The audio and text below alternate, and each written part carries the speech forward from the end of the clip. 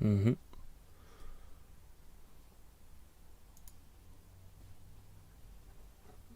Geht das? Hm? Es tut. Schaust du noch? Hörst du jetzt schon Musik?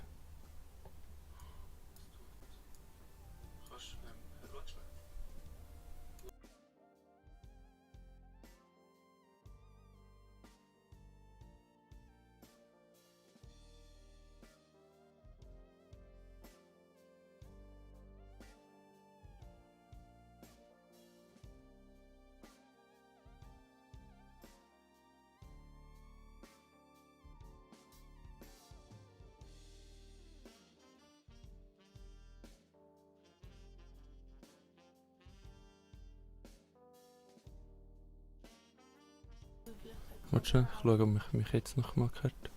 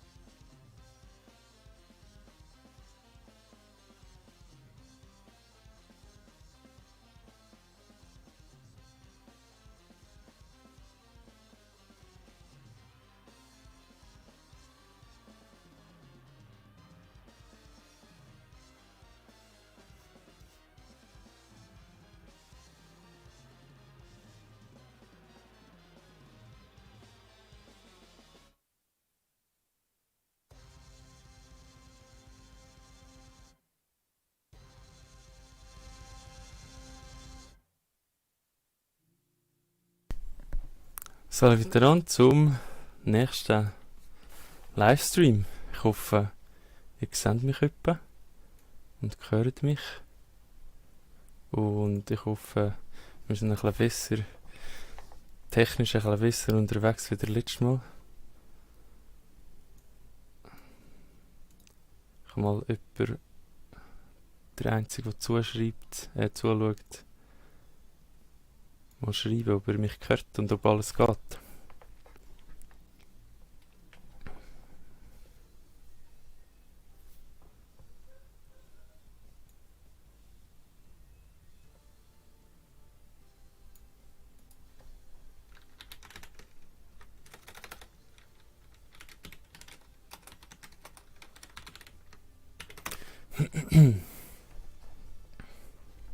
Sehr gut.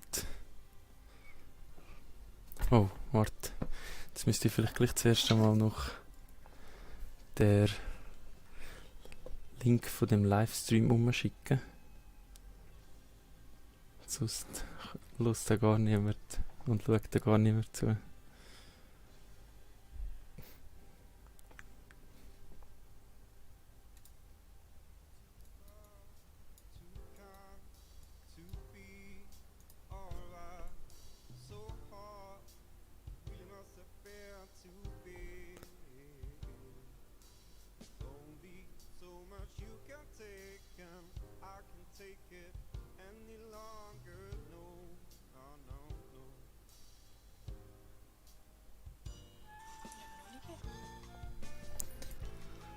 Ich mach das gescheiter. PC.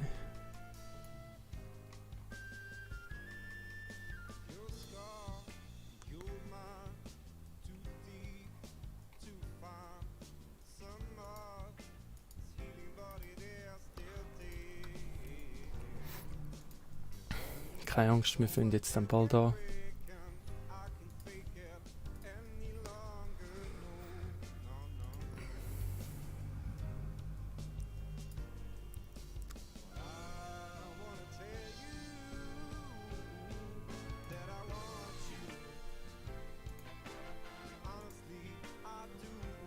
Okay.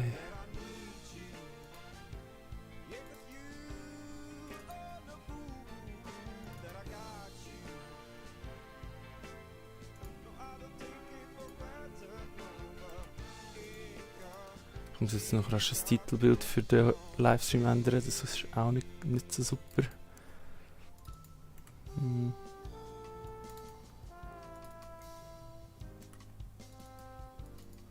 So.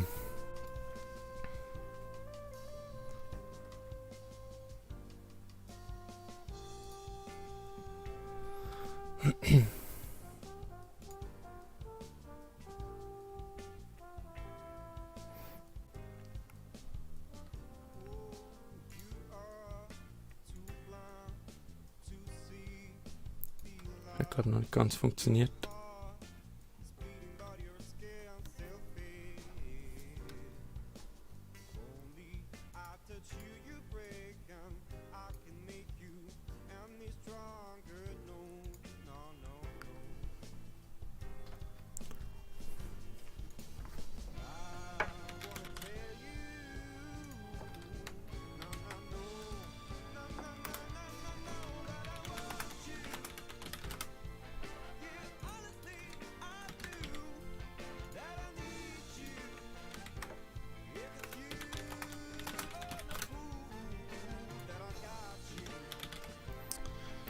Ja, Leute von der PH, in meiner PH-Klasse habe ich ein paar Fans. Denen muss ich unbedingt schreiben. Mal schauen, ob die das nachher mitbekommen. Stevie und der Min.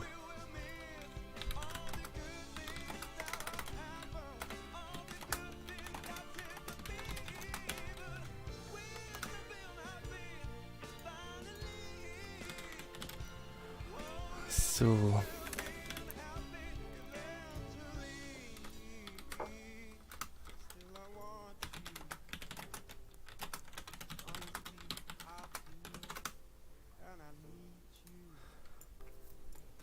Um mich vielleicht so ein bisschen schon vorbereiten. Ich mache nachher noch einen offiziellen Start, aber heute werden wir bei Wallerhand im Glarnerland einfach so ein bisschen, werde ich euch zeigen, welche Vereine und so dabei sind, welche Projekte es da so gibt, und habe ein paar Grußbotschaften bekommen. Das wird, glaube ich, etwas Lustiges. Und dann habe ich gerade noch heute ein neues Video geschafft, zum fertig schneiden, schön auf einen Livestream, und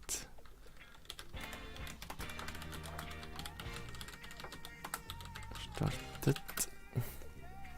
Und das schauen wir dann miteinander an. Gut, so, jetzt habe ich ein paar Leute geschrieben. Warte, meiner.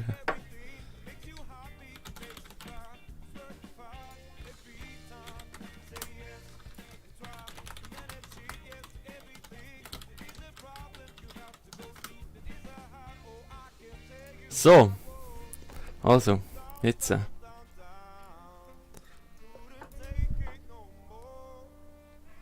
Na, Hintergrundmusik ein bisschen leislicher. Müsst ihr halt sagen wieder, wenn es laut ist oder nicht. Ich begrüße euch ganz herzlich zum Livestream. Ich hoffe, ich habe einen Livestream, wo Wallerhand im Glarnerland zuerst ein grosser Teil ist, und danach am Schluss probieren wir noch ein paar Künstler zu finden vom Glarnerland und so ein bisschen zu zeigen. Ich habe heute dort bei den Künstlern dann nichts vorbereitet, aber schauen wir einfach, wenn ein paar von euch nachher dabei sind und Bock haben, vielleicht so Geheimtipps aus dem Glarnerland raus zu finden. Ein paar. Bin ich zu laut mit dem Mikrofon? Das besteuert da, glaube ich, ein Witz. So.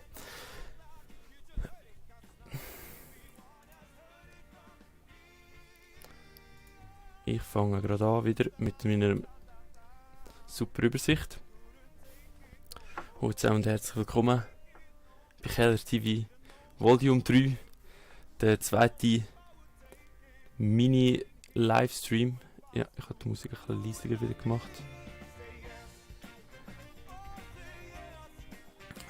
Im Hintergrund läuft Peppermint Tea Group. Auch heute wieder probiere ich nur Glaner Musik laufen zu lassen. Also probieren, ich meine, ich schaffe es, aber das ist nicht so das Problem. Aber wir haben halt wirklich nicht so viele Glaner Bands und Glaner Musikerinnen.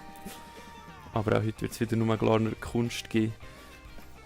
Der zweite Mini-Livestream, es ist immer noch, wie ihr seht, nicht super organisiert und auch nicht super Programm, sondern einfach wieder wo ich probiere aufzuzeigen, was im letzten Monat so ein bisschen gegangen ist und was der aktuelle Stand ist von Allerhand im Glarnerland, vom Hobbykeller und vom Künstlerkeller. Und heute sogar noch ein bisschen von meinem persönlichen Stand, damit ich das einmal gemacht habe, aber das seht ihr dann später. Und ja, ich freue mich, es sind jetzt gleich 5 Leute dabei und die von der WG sind ja, wie viele sind da unten? Das freut mich und alle, die nachschauen, begrüße ich jetzt auch herzlich. Fangen wir gerade an. Also, es ist ja so. Heute Allerhand im Glarnerland habe ich von der Nadia von der Füllbar einen kleinen Videogruß bekommen. Die Füllbar ist bei der ersten Verein dabei gewesen. Füllbar ist ein Laden, ein Zero Waste Laden in Glarus-Innen. Ich denke, ihr kennt ihn und das ist der Videogruß von der Nadia. Hallo miteinander, ich bin Nadia von Ursis Füllbar. Wir haben einen Unverpacktladen in Glarus und wir führen ein grosses Sortiment an verschiedenen Lebensmitteln. Da sehen wir ein paar Sachen. Wir haben auch ganz einen Haufen Non-Food, was ihr da so ein bisschen sehen.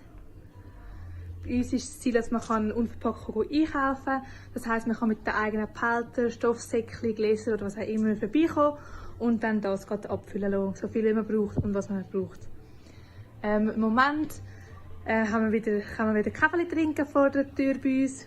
Und wir sind auch mega offen für irgendwelche Eventsvorschläge. Also wenn ihr irgendeine coole Idee habt und das gerne möchtet mit uns umsetzen, dann gebt uns doch Bescheid. Dann können wir sicher etwas einrichten. Wir haben Freude, dass jetzt wirklich etwas läuft, Gloris. Ich wünsche euch allen einen schönen Abend und bis zum nächsten Mal.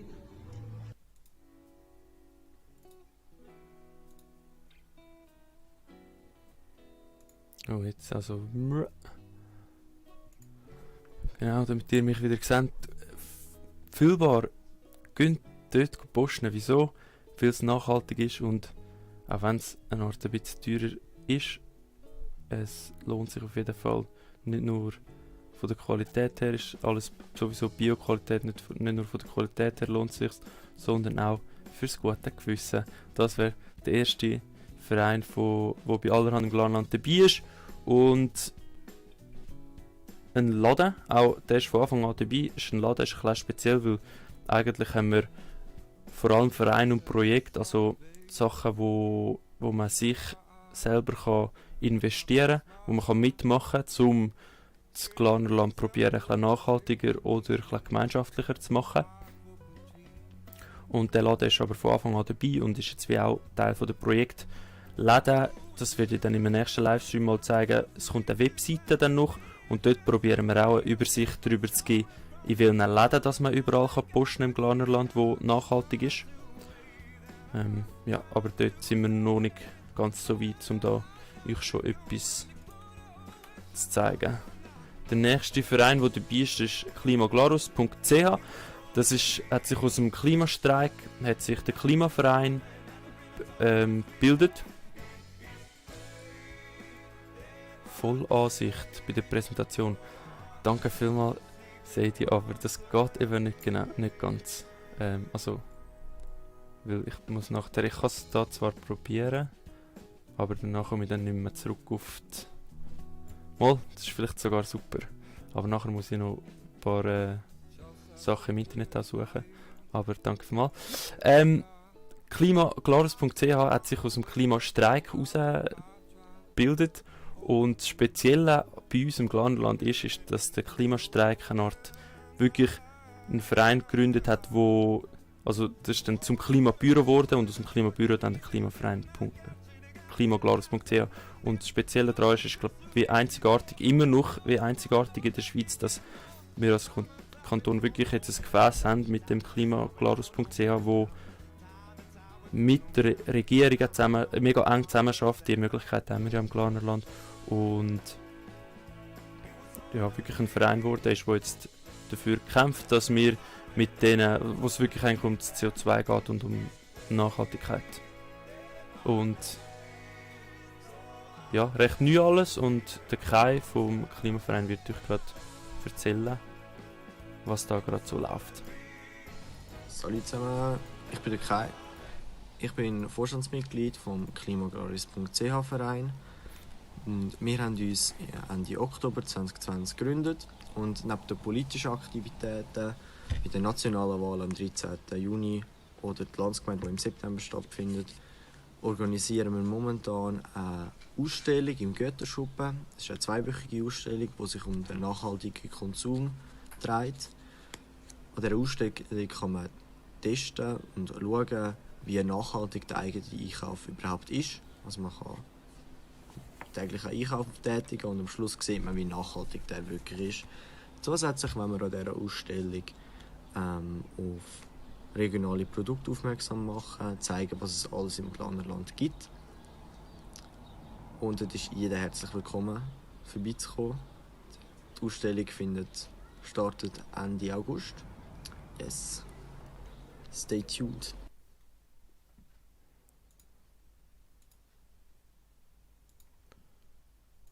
So geht es das nicht? Ja. So.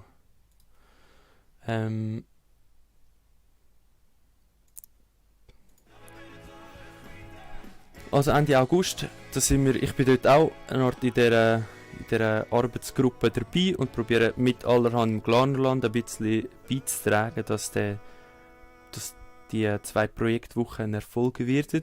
Und ich glaube, es wird ganz cool für alle, die es interessiert, dürfen gerne mich fragen, oder ich kann euch dann auch Kai weiterleiten, wenn ihr irgendwie eine Idee habt für die Projektwoche oder wollt mithelfen bei dieser Projektwoche, noch nicht beim klimaglarus.ch Verein Mitglied sind, dann meldet euch einfach an. Das könnt ihr direkt auch. Sie haben auch eine Webseite, wo ihr euch direkt anmelden könnt. Dann würde ich sagen, machen wir weiter. Ein Tomorrow Room. Der Tomorrow Room, mega cool. Nachher beim Hobbykeller wird das dann irgendwann auch mal das Thema. Der Tomorrow Room ist ein Raum, wo ihr und alle einfach gratis nutzen. Mega schön eingerichtet, der Raum. Aber die Annik, die das Ganze mit ihrem Mann zusammen begründet hat, wird euch das gerade selber erzählen. Hallo zusammen, das ist jetzt ganz ein spontanes Statement zum Room Tomorrow. Und zwar ist das ein Raum, der da ist für die das gerne nutzen wollen. Also grundsätzlich für alle, jung und alt, egal in welchem Bereich man am Arbeiten ist, sich austauschen will, was man machen will. Es ist ein Raum, der zur Verfügung steht, dass man sich treffen kann. Dass man auch einfach dort sein kann, also man kann dort arbeiten gehen. Zukunftsbüro ist dort drin, Klimastreik ist dort drin, Künstler haben sich dort auch schon getroffen. Und es ist wirklich, wenn man einen Ort sucht, wo man inspiriert wird werden oder wo man einfach sich treffen will, ohne dass es in einem Kaffee sein muss. Er ist sehr gemütlich eingerichtet, er ist gemeinschaftlich eingerichtet worden. Er wird auch getragen von unterschiedlichsten Privatpersonen oder Institutionen. Fram ist drin, Treffpunkt ist drin. Und er soll jung und alt einladen. Egal, ob ihr ein Projekt habt oder sei es auch nur, dass ihr das zweite euch über etwas austauschen oder selber arbeiten wollt, dass man dort arbeiten kann. Es gibt einen Code im Moment noch für den Schlüssel. Vielleicht wird in Zukunft auch wieder offen sein für alle. Also wirklich die Tür offen, man kann einfach rein. Aber im Moment braucht es so einen Schlüssel, man kann sich bei uns melden. Es gibt eine Webseite www.tomorrow-gel.ch. So, ich glaube, das langt. Ich wünsche euch ganz einen schönen Abend. Ciao miteinander.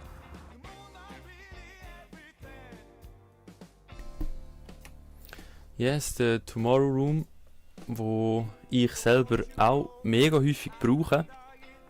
für allerhand im Glanland-Sitzungen. Also den Podcast habe ich schon ein paar Mal dort drin, aufgenommen. Oder im Hobbykeller einfach Sitzungen. Und vor allem für bekannte Schülerinnen wäre das eigentlich ein mega cooler Raum, um einfach mal so zu arbeiten dort. Aber irgendwie haben das noch nicht so viele Leute mitbekommen. Darum dort bin ich auch im Gespräch mit ihnen, um das auch vielleicht über allerhand im Glanland, vielleicht mal noch eine Podcast-Folge oder so ist das Thema gewesen, das nochmal thematisieren, dass wirklich mehr Leute darauf aufmerksam werden, weil es ist einfach gratis. Also, wie sie gesagt hat, wird der Raum finanziert von den Leuten, die ihn brauchen. Gibt es immer wieder jemanden, der sagt, hey, ich übernehme die Monatsmiete, was mega schön ist. Und darum soll er auch genutzt werden. Yes. Nach der Zwerchstadt-Kaffee. Zwerchstadt-Kaffee ist auch ein weiterer Partner, ein weiterer Verein, der bei allerhand im Glanland dabei ist. Und ich kann euch das vielleicht mal zeigen. Das Insta vom Werkstatt-Kaffee, wo man vielleicht auch das Bild sieht. Ich war Praktikant für ihn und die Beiträge da habe ich gemacht. Nicht so, ja, anderes Thema. Das Werkstatt-Kaffee ist einfach ein Brocki und sie haben auch Dienstleistungen, die sie anbieten. Man kann sie zum Beispiel man kann sie beauftragen mit zum Beispiel, dass sie kommen zügeln, also vor allem zügeln machen zu viel Hausräumungen oder auch eine Wohnung, wenn gezügelt ist, dass sie noch putzen tun, das machen sie auch. Und das Spezielle oder das Coole am Werkstatt-Kaffee ist, dass sie ein sozialer Verein sind, wo Leute anstellen, die nicht mehr, also wo sozial ein bisschen ausgegliedert sind, wo im Arbeitsmarkt nicht mehr nicht involviert sind, nicht integriert sind, wo es einfach nicht, vielleicht durch entweder psychische Probleme oder einfach weil sie Pech haben oder weil sie in der Jugend keine Ausbildung gemacht haben oder so. Die können dann beim Werkstatt-Kaffee arbeiten, bei so Dienstleistungssachen. Und die haben dann gleichzeitig auch noch das Brocki, weil das bietet sich an, das ist noch häufig so bei so Zügelunternehmen. Und aktuell ist, dass sie Freitagsbar jetzt dann wieder dürfen auftun, weil, ja, eben Corona und so, aber das dürfen sie jetzt dann wieder. Und ja, wann das es ist noch nicht so klar, weil sie haben eine riesen Baustelle vor der Straße gerade vor dem Lokal, aber das macht jetzt dann gerade wieder auf. Und was auch mega cool ist, und das hat mit diesen Fotos zu tun, ist, das ist dann für einen Hobbykeller später auch noch relevant, der Tom, den ihr dort hocken seht, vom Werkstatt-Kaffee, der hat in Eneda in dieser Industrie, es gibt so ein Industrieareal in Eneda, wenn man zum Uschried hinterher geht. Dort hat es recht viel so auch Bandräume, glaube ich, und so eben so grosse Hallen. Und eine von denen hat er bekommen. Und dort innen wird er so eine Musik, so eine Jam-Ecke rein tun, wo man so ein bisschen jammen kann, vielleicht mal ein paar Leute einladen, miteinander ein bisschen Musik machen, Werkstatt wieder dort rein machen, wo man einfach dann auch brauchen kann. Also der Werkpunkt, zu dem kommen wir später, der ist in Schwanden, das ist eine Gemeinschaftswerkstatt und der Tom wird da so etwas Ähnliches drin machen, wahrscheinlich einfach sicher im kleineren Rahmen. Und ein Kunstatelier, weil der Tom, der macht auch Kunst, das muss ich gerade zeigen, er hat mir noch vorher ein Foto geschickt von seiner ersten Skulptur, die er macht, mega witzig. Das ist die erste Skulptur von Tom in seinem neuen Atelier und das wird er auch eine Art so gemeinschaftlich halten, also dass dann wie die Leute das können brauchen können, dass man miteinander das dann brauchen kann. Ja. Und das ist eine mega schöne Sache und für einen Hobbykeller ist das relevant, weil der Hobbykeller ja eben auch so Gemeinschaftsräume genau wird, zugänglicher machen und etablieren und selber auftun, was es noch hat. Und dort bin ich natürlich mit dem Tom dann in Kontakt und schaue, ob man das mit dem Hobbykeller gerade mit nutzen kann, aber auf das kann ich vielleicht nachher noch ein bisschen eingehen. Essen verteilen ist ein weiteres Projekt, weiterer Partner von Allerhand im Glarnerland. Essen verteilen ist einfach so eine Food-Sharing-Organisation, Foodsharing, wo im Glarnerland, und sie haben im Güterschuppen einen Kühlschrank, wo sie zuerst in Läden gehen, bald abgelaufene oder schon drübere Lebensmittel holen und dort in den Kühlschrank tun. Und im Moment ist der leider nicht öffentlich, also ist wie die Ware wird einfach unter den Mitgliedern oder unter den MithelferInnen eine Art aufteilt, und das geht eigentlich bis jetzt auch recht gut auf. Also es wird eigentlich immer alles gegessen, was geholt wird von den Läden. Aber das ist natürlich, es wird immer noch sehr viel Lebensmittel fortgeschmissen und genau, Essen verteilen ist zu fest, sagt der Susi. Sie suchen immer noch Mithelferinnen, für das ein bisschen grösser zu machen, weil es wird immer noch sehr viel Lebensmittel vorgeschmissen, und mehr Helfer gibt mehr Möglichkeiten für Läden anzufragen, oder vielleicht, wenn es dann so ein bisschen mehr Community-mäßig noch, netzwerkmäßig noch etwas gibt, dass man dann vielleicht auch nicht nur Läden anfragt, sondern auch, wenn man selber irgendwie ein Grillfest hat und viel zu viele Sachen, dann kann man das dann auch untereinander teilen, sodass wirklich möglichst wenig Essen vorgeschmissen wird. Ich kann euch das rasch zeigen, wenn euch das wirklich interessiert. Wenn ihr helfen wollt, könnt ihr entweder natürlich einfach mir schreiben und ich tue euch dann weiterleiten, oder ihr könnt euch da bei foodsharing.de einfach selbstständig anmelden, und dann bei Bezirken kann man da einen Bezirk beitreten und Glarus suchen, und dann kommen die Leute vom Essen verteilen Glarnerland sollten dann eine Nachricht bekommen, dass ihr euch interessiert habt, und dann macht man da noch so einen Test drauf, der ein bisschen mühsam ist, aber sicherstellt, dass das Ganze professionell abläuft, und dann ist man eigentlich dabei. Also, wenn euch das interessiert, könnt ihr euch dort anmelden. Auch jetzt Stevie und so, wenn jetzt noch jemand von Chur zuschaut. Ich weiß nicht, was in Chur. Ich bin nicht sicher, ob es in Chur auch so etwas hat.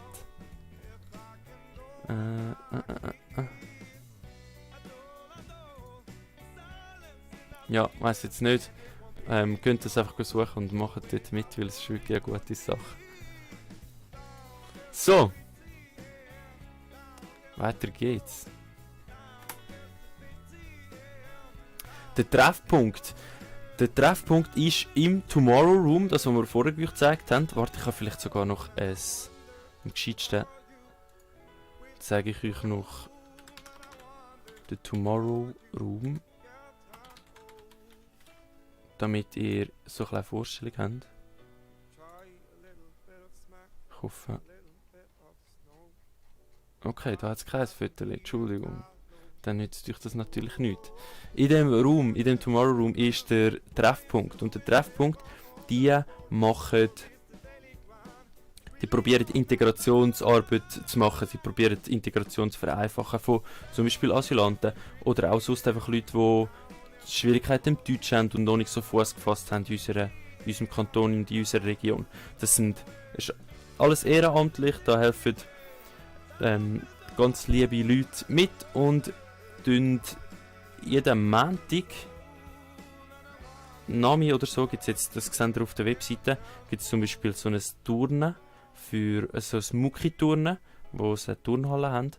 Und was aber das Wichtigste ist, glaube also was das Hauptding ist am Freitag, am Abend, kann man eben in den Tomorrow Room gehen und dort soll ein Austausch stattfinden zwischen so Leuten, die bei der Integration Schwierigkeiten haben, die gerne würden mehr mit einheimischen Leuten reden, sich austauschen und ein bisschen Fuß fassen, und einfach allen Leuten von uns, vom Kanton, die dort sind, die sich wie eine Art bereit stellen, um sich mit diesen Menschen zu beschäftigen und mit ihnen zu reden, sodass sie ein bisschen besser Deutsch lernen und also dass sie Leute haben, wo sie Deutsch überhaupt mit ihnen reden und so. Mega coole Sache, wenn euch das interessiert. Auch unbedingt einfach sich bei mir melden, weil dort könnt ihr sowieso auch Hilfe brauchen. Bei all diesen Projekten oder bei den allermeisten von diesen Projekten könnt man einfach übermorgen anfangen mithelfen, sage ich jetzt nochmal so. Cool, und dann der Werkpunkt, den ich vorhin schon angedeutet habe. Der Werkpunkt ist die Gemeinschaftswerkstatt in Schwanden. Das ist ein mega cooles Ding, weil die sind super ausgerüstet. Die haben Holzwerkstätten, Metallwerkstätten, man kann sogar schmieden dort, sie haben eine Schmiede. Und mit Ledersachen kann man auch und so. Also eine super ausgerüstete Werkstatt, wo gemeinschaftlich soll genutzt werden, wo möglichst häufig soll genutzt werden. Jetzt bei Corona ist auch natürlich nicht so viel gelaufen, aber das sagt euch gerade der Tobi selber. Guten Abend miteinander. Ich bin der Tobias vom Werkpunkt und ich gebe uns ein kurzes Update, was bei uns so läuft. Wir haben die Corona-Zeit, die bei uns auch ein bisschen flaute war, genutzt, sind gezügelt an einen grösseren und besser ausgerüsteten Ort. Wir sind jetzt neu in Schwanden im Mühle-Areal 23, näher am Bahnhof, und ja, wir haben jetzt dort alles neu eingerichtet, haben top neue Maschinen und sind parat, um wieder zu starten. Wir warten eigentlich nur noch, dass wir mal wieder einen Tag der offenen Tür machen, eine neue Eröffnung, wo wir gebührlich alle Leute einladen können. Und ja, es ist so, dass man im Moment auch bei uns arbeiten kann, einfach nur auf Anmeldung. Im Moment sind unsere normalen Öffnungszeiten, machen wir nicht jeden Samstag. Das wird dann wieder sein nach der neuen Eröffnung. Merci, tschüss miteinander.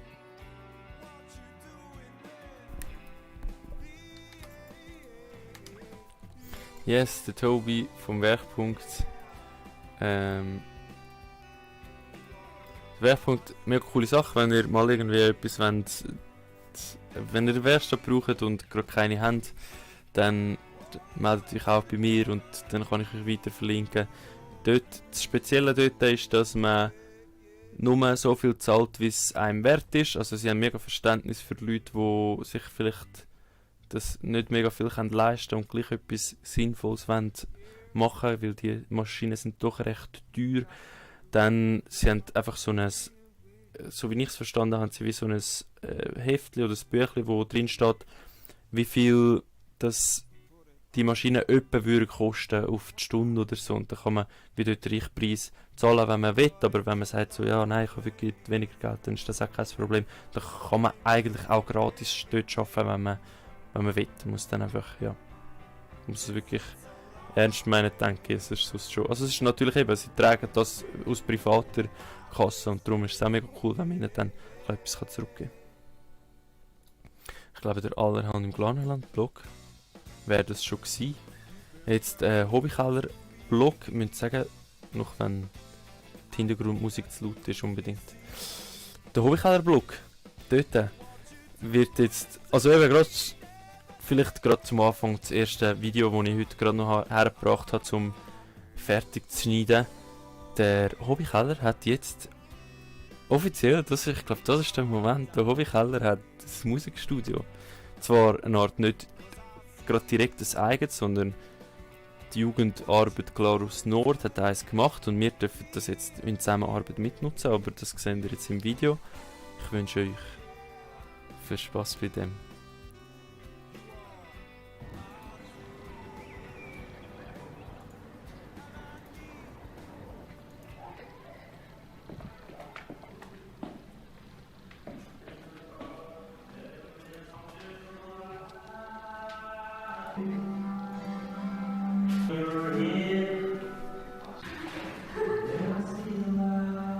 Herzlich willkommen bei Hobbykeller Videos. Lange ist es gegangen und wir haben das Musikstudio, der Hobbykeller hat das Musikstudio.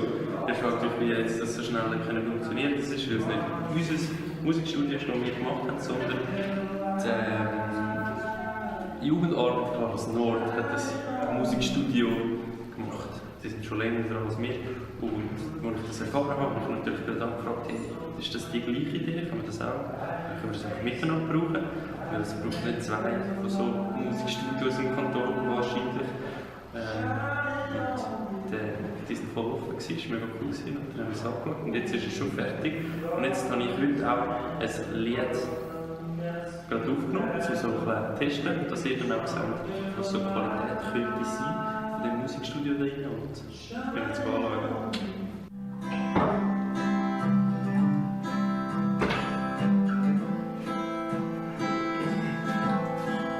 Let me sing for the broken hearted,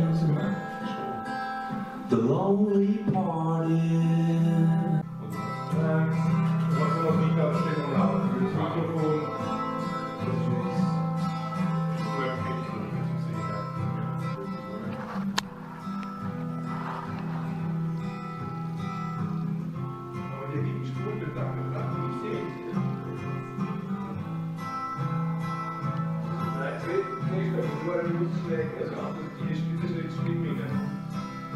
There's a light.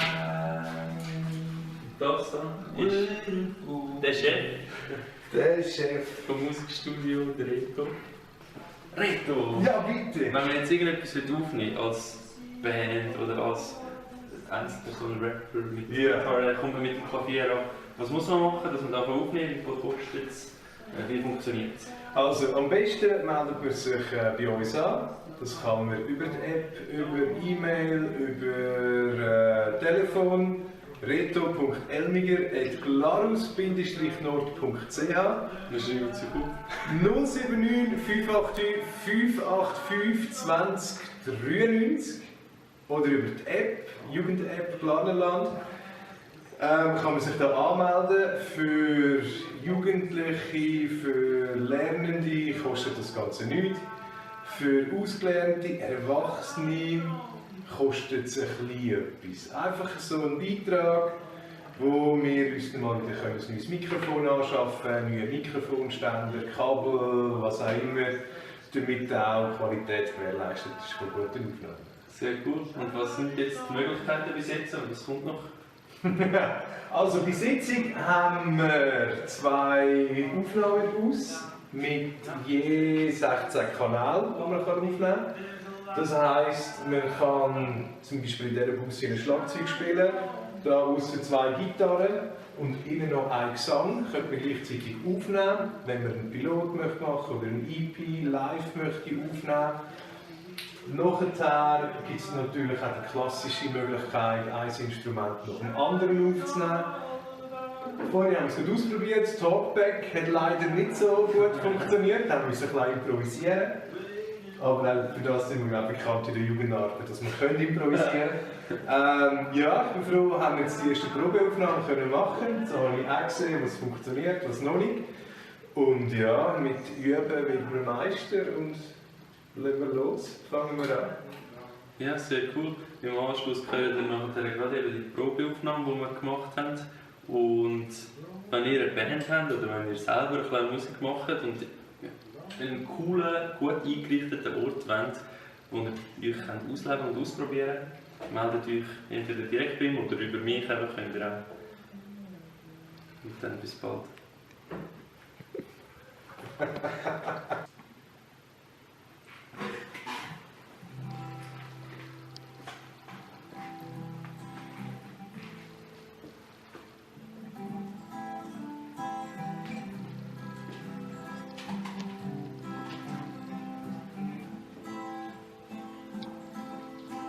Let me sing from the broken hearted, the lonely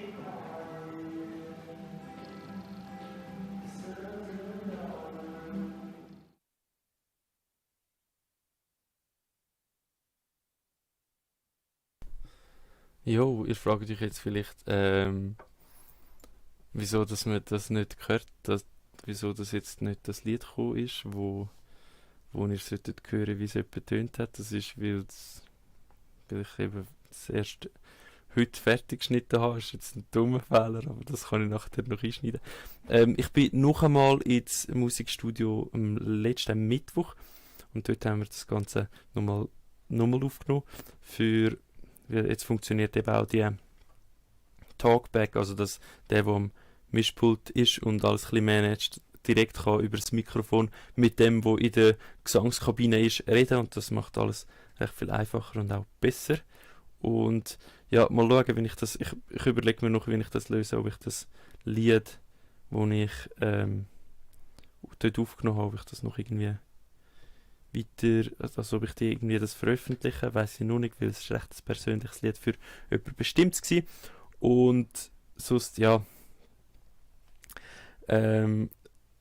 sonst gibt es dann mal ein anderes Lied, das ich dann werde veröffentlichen oder so, wo man wirklich sieht, wie die Qualität ist. Es ist mega cool. Also, mega professionell ist es natürlich nicht oder noch nicht, das Musikstudio. Weil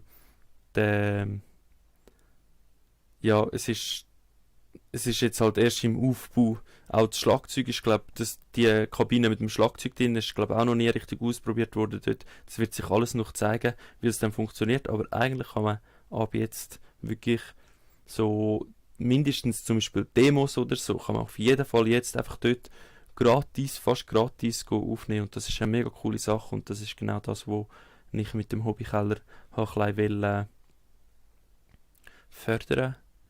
Und voll schön, ja, dass das jetzt funktioniert hat.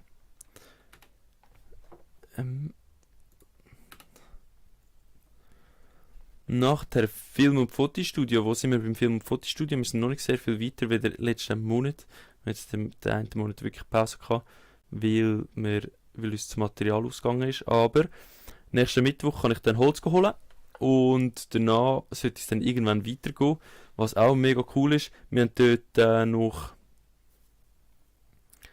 mehr Ideen gehabt. Eben, ich habe dort eine Art wir haben so WhatsApp-Chats, wo ich gerade nachher dazu komme. WhatsApp-Chats für jede von diesen Räumen, wo ich ein paar Leute habe, die besser daraus kennen als ich, wo ich kann fragen, einfach um Unterstützung fragen und um ihre Meinung.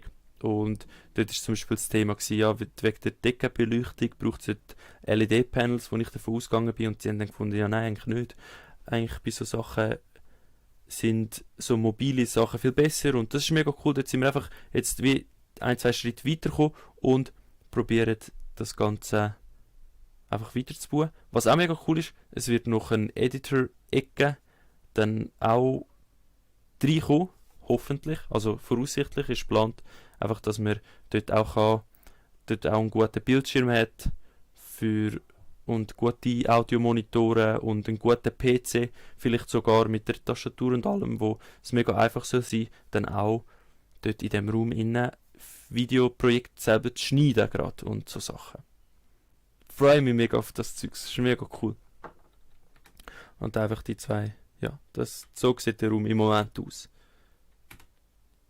Nachher, was jetzt neu ist und mega schön sich entwickelt hat, ist das Fotolabor.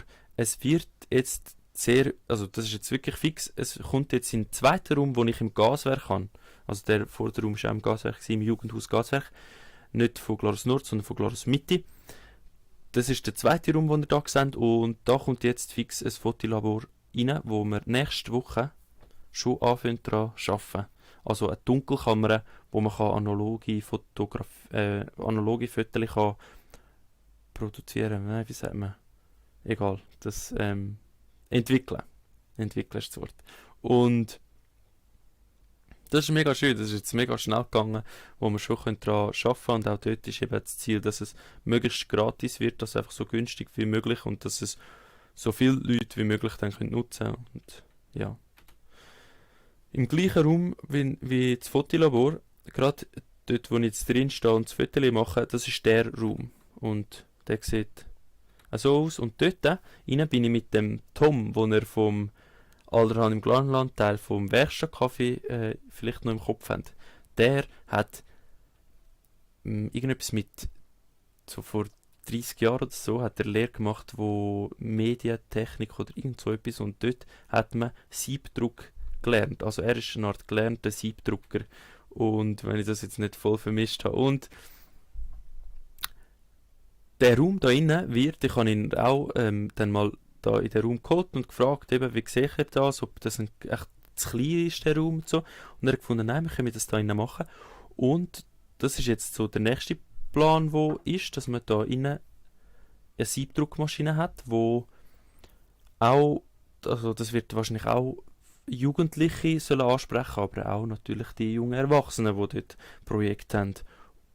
wo man einfach soll können, möglichst einfach, möglichst günstig, möglichst gut Sachen drucken, eigene T-Shirts machen oder sich einfach ausprobieren mit so Sachen. Vielleicht mal so einen Turnbeutel oder so, dass sich Jugendliche können Turnbeutel selber eine Art gestalten. Voll. Da freue ich mich auch mega drauf, aber das ist jetzt noch in Arbeit.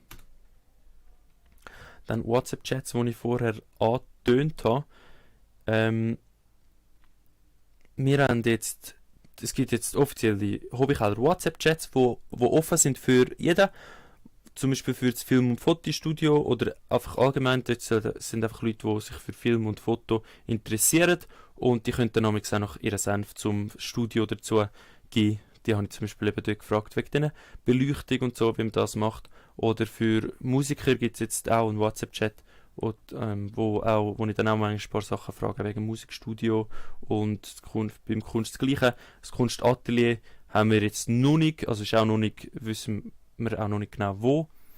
Aber ja, wenn ihr jemanden kennt, der sich für das interessiert, oder wenn ihr euch selber interessiert dafür, einfach in die Chats reinzukommen, dann dürft ihr das mega gerne. Könnt ihr euch einfach bei mir melden oder auf dem Insta vom Hobbykeller, dort der Link in der Beschreibung, dort könnt ihr draufdrücken, das ist ein Link mit allen Links, dort sind die WhatsApp-Chats auch verlinkt, da könnt ihr einfach selbstständig reinkommen. Und was auch noch ist der Hobbykeller GL, also der Chat, wo einfach eine Art alle Infos grundsätzlich zum Hobbykeller drin sind. Wenn euch das ein bisschen mehr interessiert, dann dürft ihr auch dort mega gerne reinkommen und mitdiskutieren oder euch Ideen einbringen oder einfach auch parat stehen, wenn ich eine Frage habe oder eine Meinung brauche. Yes, auch das ist sich am entwickeln und kommt mega gut, mega schön. Und jetzt kommen wir zu einem sehr persönlichen Ding von mir, damit ich das also es ist so, das Video, ich habe ein erstes YouTube-Video auf YouTube geschaltet und es ist so, dass ich das jetzt, ich weiß nicht genau, ob es eine gute Idee ist, das da zu zeigen. Es ist eben wie mega persönlich und eigentlich der Grund, wieso ich das Video, das ihr dann seht, was es ist, mache, ist zum wie meine persönlichen Ansichten oder meine persönlichen Vorstellungen von meinem Projekt, also vom Hobbykeller, von Allerhand im Glarnerland, aber auch 2, 3 andere Sachen, wo ich dabei bin, einfach eine Art zu dokumentieren und dass ich wie so einen Druck habe, aber das erkläre ich dann nachher auch gerade im Video.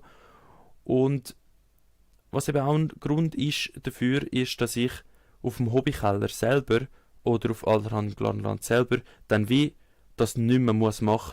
Bis jetzt bin ich mir immer ein bisschen unsicher gewesen, ob ich soll auf dem Hobbykeller Insta irgendwie eine persönliche Meinung von mir mal einfließen lassen oder auf Allerhand im Glarnerland hat es dort Platz, dass ich einmal einen Post teile oder so, wo einfach meine persönliche Meinung wiedergibt oder so.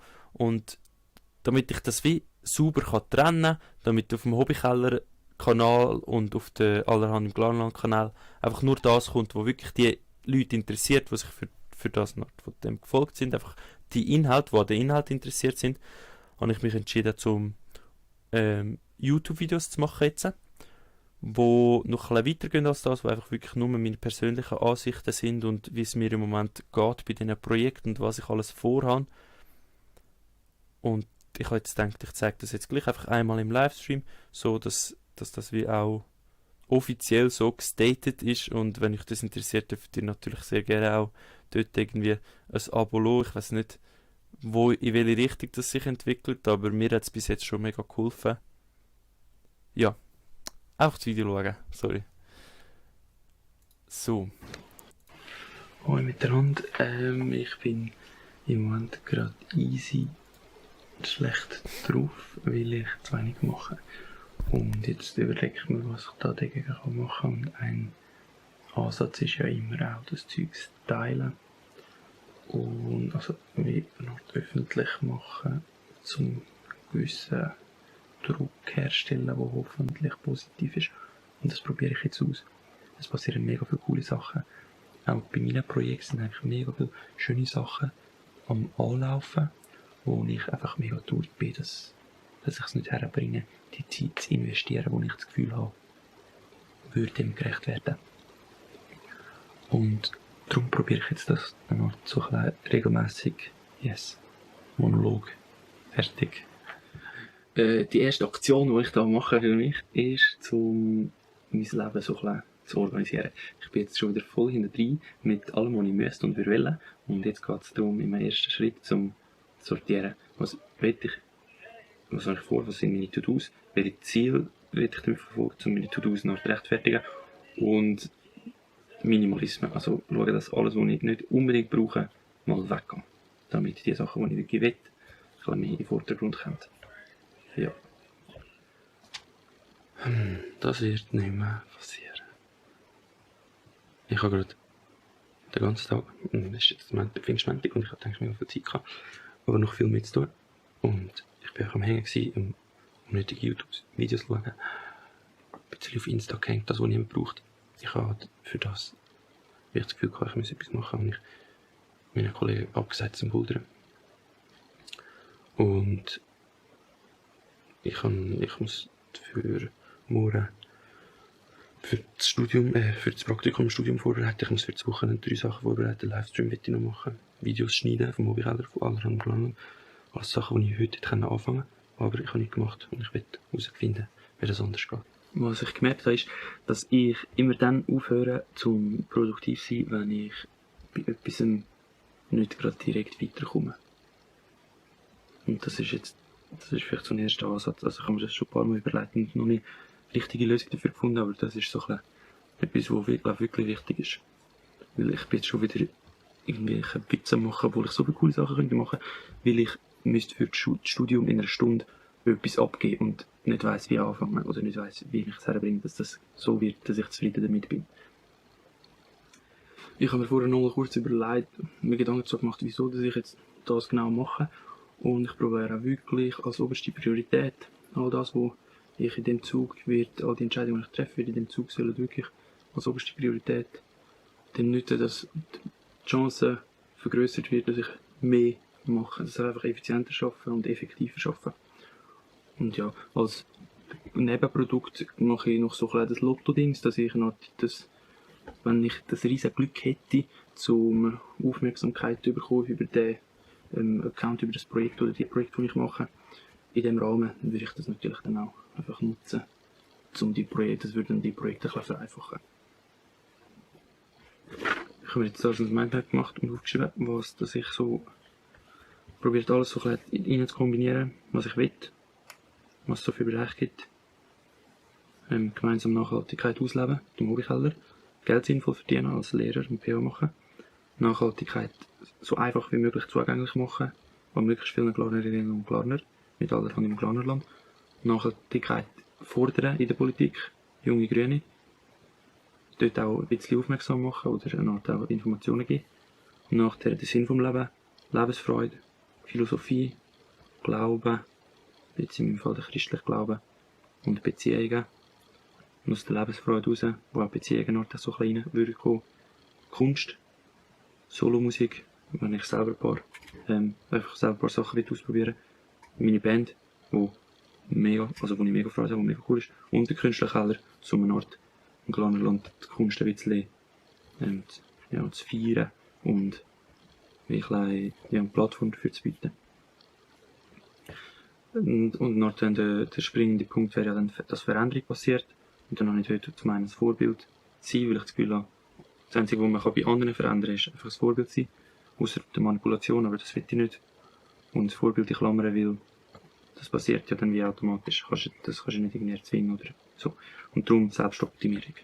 Als das, was ich muss verändern muss. Was jetzt da ein Teil ist, was ich probiere zu machen. Ja, der Sinn vom Leben sind für mich vor allem Beziehungen. Beziehungen zu anderen Menschen, die Beziehung zu mir selber und die Beziehung zu Gott oder der Natur oder wie man sich das auch immer vorstellt. Und in dem Innen ist auch immer wieder die Lebensfreude mega zentral für mich.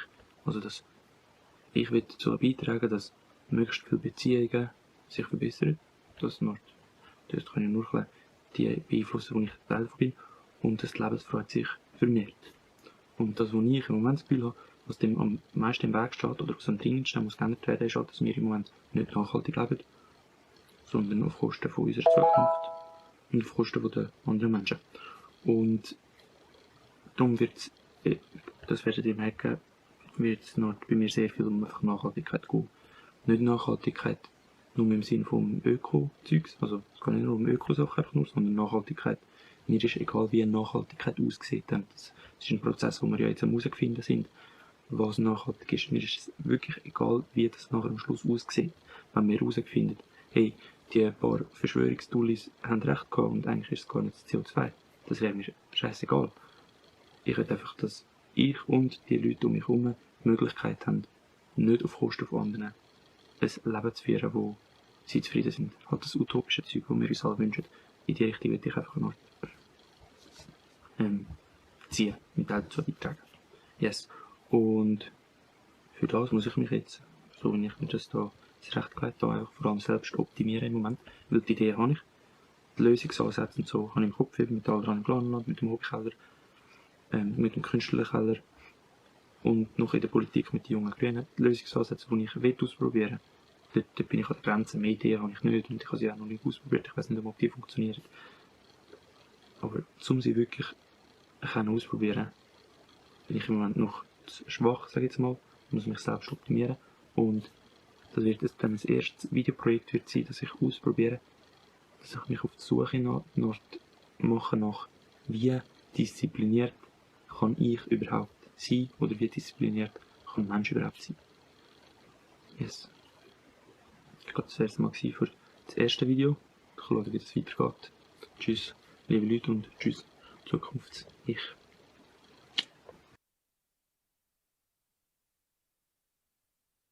Yes.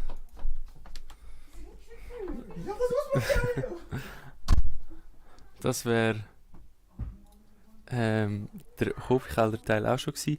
Eben noch die Videos, ja, die mache ich zum grossen Teil auch für mich selber, dass ich eine Art wie das so ein bisschen den Druck habe und ein bisschen kann vielleicht in 1-2 Jahren auch sehen, wo das ich dran war und so, was mit den Projekten, was ich mir bei diesen Projekten gedacht habe, und das ist sicher noch schön. Ja, ich habe auch schon eine mega coole Reaktion auf das Video bekommen, weil ich ein paar Kollegen, also in dem Hobbykeller-Chat habe ich es geteilt und habe schon mega viele coole Reaktionen bekommen, weil es geht ja logischerweise einigen Leuten so, oder die mal so schwache Tage haben und ich finde das mega cool Ansatz, dass man miteinander probiert, an dem zu arbeiten und das wie auch ein konkret wie miteinander anspricht, so. Es ist wie fast so ein Tabu-Ding, dass man ja so konkret darüber zu reden, was dass man wirklich könnte machen gegen so Sachen und dass es allen so geht, ist irgendwie mega schwierig und dann auch mega schnell so wie mit schlechter Laune verbunden und so. Und das probiere ich im Rahmen von dem Projekt so ein bisschen anzugehen. Ja, mal schauen. So. Das ist es eigentlich schon gewesen, weil im Künstlerkeller-Teil ist mir nachher Zeit ausgegangen, darum habe ich jetzt dort nichts gefunden. Ich habe aber ehrlich gesagt auch nicht mitbekommen, ob irgendjemand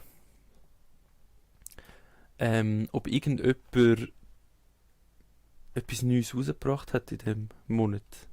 Darum machen wir jetzt noch so eine kurze Runde auf YouTube und dann schauen wir miteinander so, suchen wir ein paar Glarner Künstler. Glarner ist halt jetzt wahrscheinlich nur Musik da. Nein, auf Insta habe ich sogar noch etwas anderes.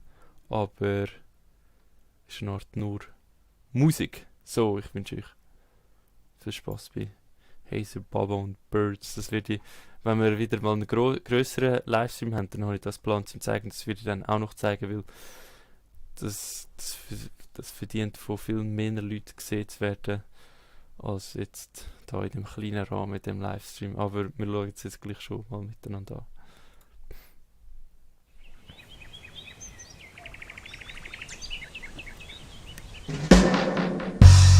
Listen to the birds, Cat King said. If you want to live, don't be dead. Free your feet from the ground that holds you down. Move your thoughts to the rhythm given by the cat with the crown. Suddenly you realize life's like a slow. You have to cruise, keep it on the low. You got nothing to lose. There's more. You have to open up your eyes. Above the mountains you can see the birds they fly. And you try, and you try, and you try. Suddenly you realize, dog.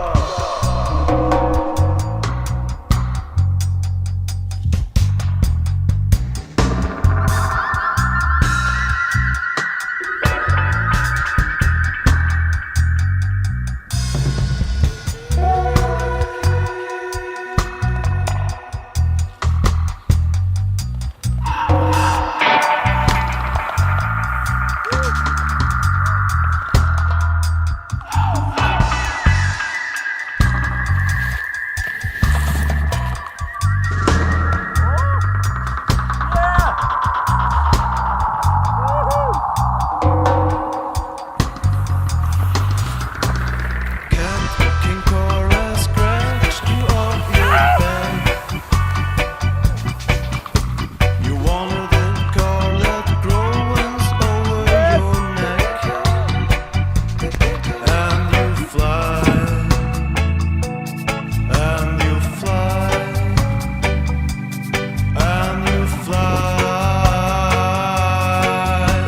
Suddenly you realize you have become a bird. It's all true. How you cross the line, it's just on you. Birds flying, leaving all behind. If it's getting cold, the birds will fly to south. You can see it, you can do it, and so you do it now. Cat King call you prayer. He brought you the birds brigade to warm your heart and show you the art of flight. Now you feel bright, saying thank you to the birds we give.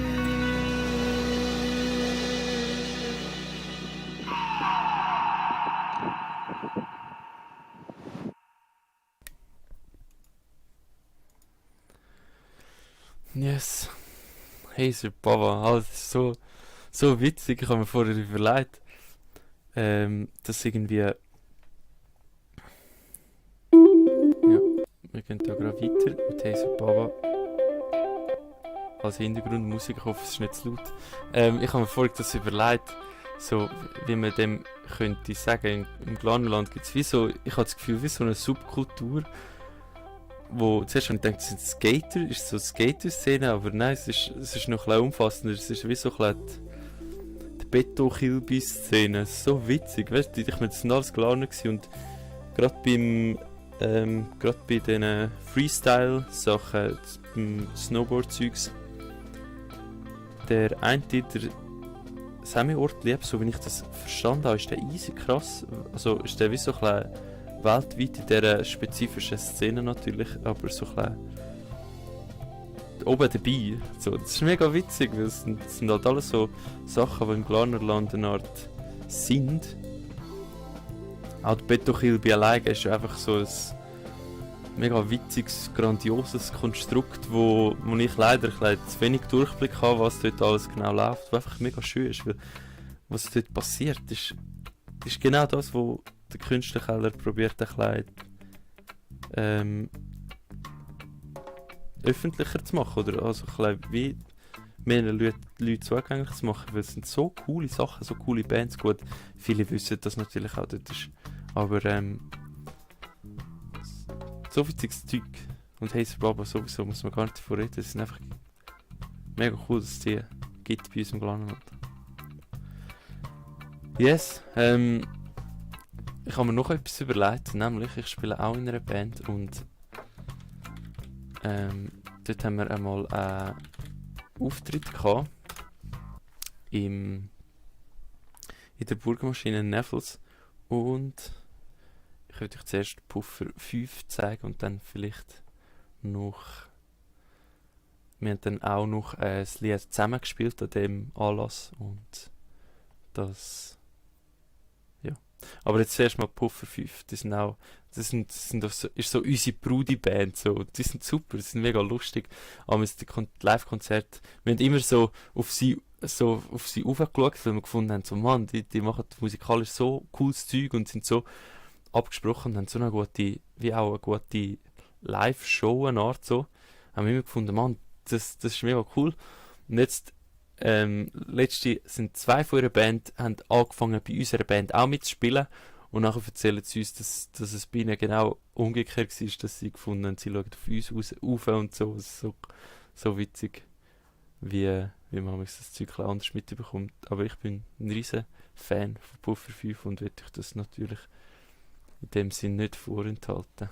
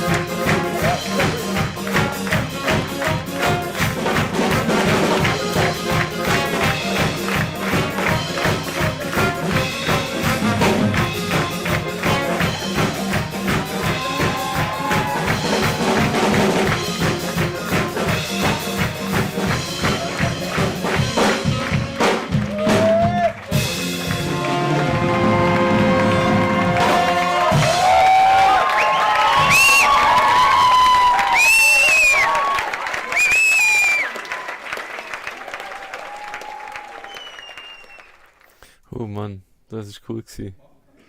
Also cool gewesen selber zum Spielen, cool gewesen auch jetzt zum Hören.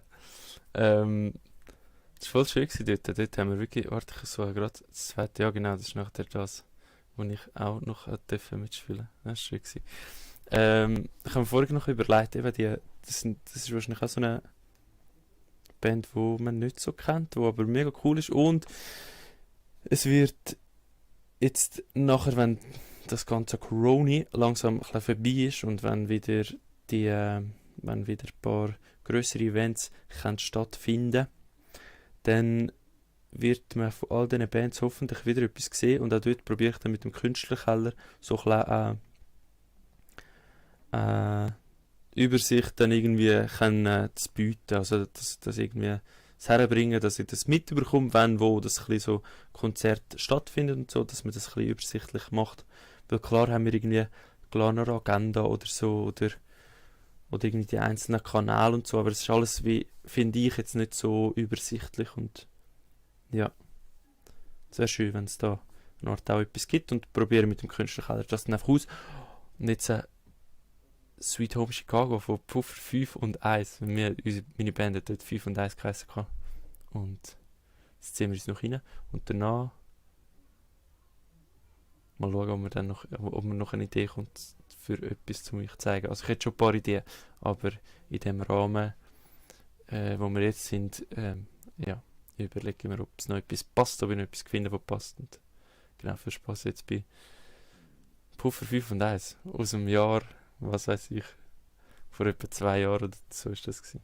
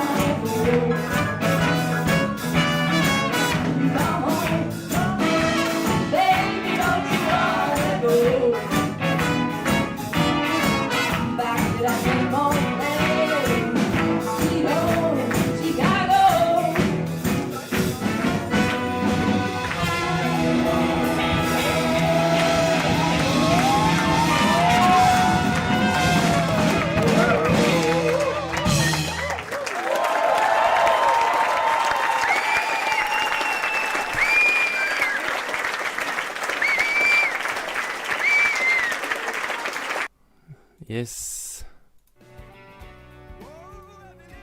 Schön gewesen. Mir ist nicht mehr Sinn gekommen, aber ich glaube, es ist auch voll okay so.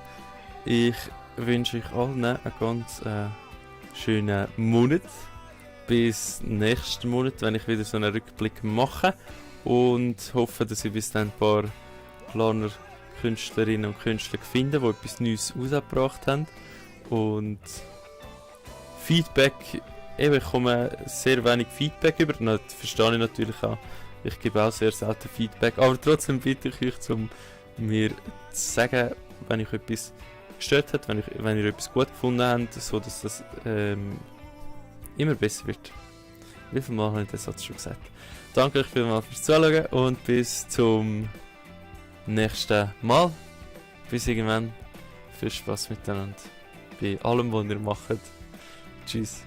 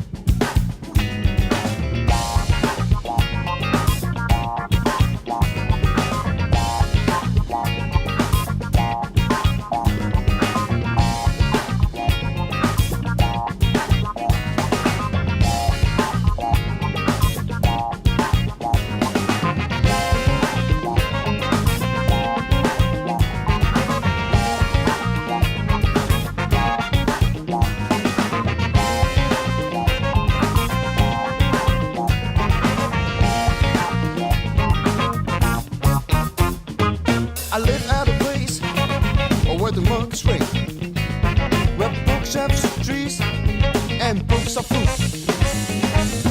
Monkeys do what they are told to do. No questioning, no reasoning. They scratch your back, turn off the brain, smell the crack for shit remains. I don't wanna be a monkey.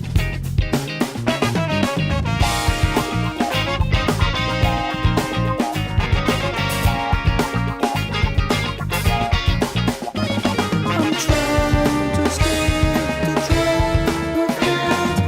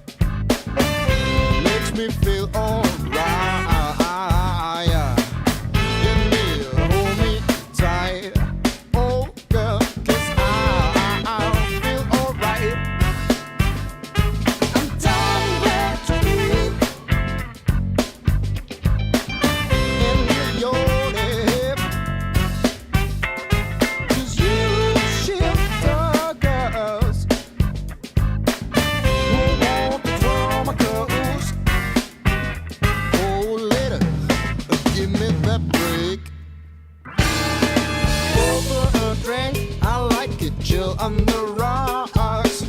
My precious substitute for the drugs.